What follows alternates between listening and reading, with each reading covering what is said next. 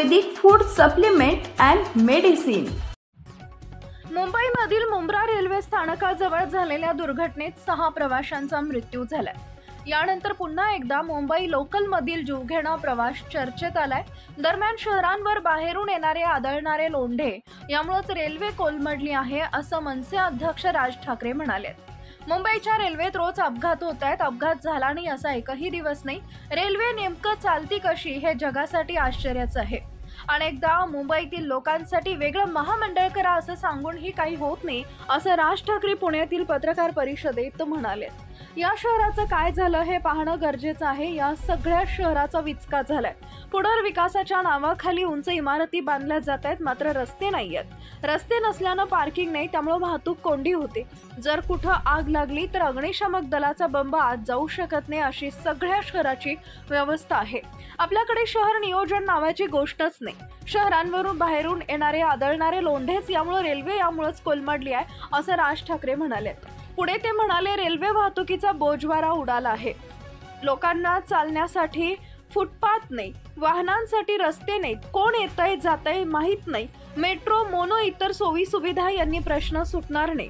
मुंबईत mono metro असताना गाड्यांचं रजिस्ट्रेशन थांबलं का? मोने मेट्रो कोण वापरते हे पाहण्यास कुणी तयार नाही। निवडणुका प्रचारात सगळे गुंतलेत, शहर म्हणून याकडे पाहण्यास कुणी तयार नाही। शहरावर बोलल्यास त्याला किंमत नाही।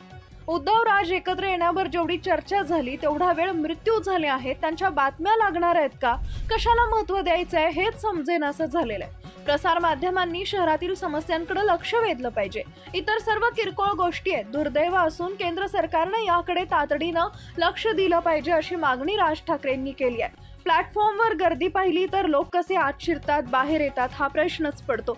कॉलेजमध्ये असताना 2 वर्ष मी देखील रेल्वेनं प्रवास केल्यानं मला त्याची कल्पना आहे। संध्याकाळी मुंबईच्या प्लॅटफॉर्मवर शिरून दाखवा, गर्दी नव्यानं झालेली नाहीये। रेल्वे मंत्र्यांनी राजीनामा कशाला द्यावा, या उलट तिथं जाऊन परिस्थिती पाहावी, सुधारणा करावी असा सल्ला राज ठाकरेंनी दिलाय। दरवाजे बंद केले तर आत गुदमरून मरतील। एक जागा बाहेर पडण्यासाठी, एक जागा आत जाण्यासाठी हवी।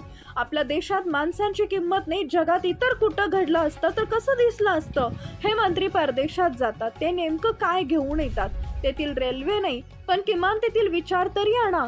हे सगळं निराशाजनक आहे, अशी खंत राज ठाकरेंनी व्यक्त केली आहे। सनेज केओर Sanjivani center building, name plot number F3 near Gokhale school, sector number 12, shop number 12, mobile number 88 28 38 80 04 आणि 80 87 02 10 04।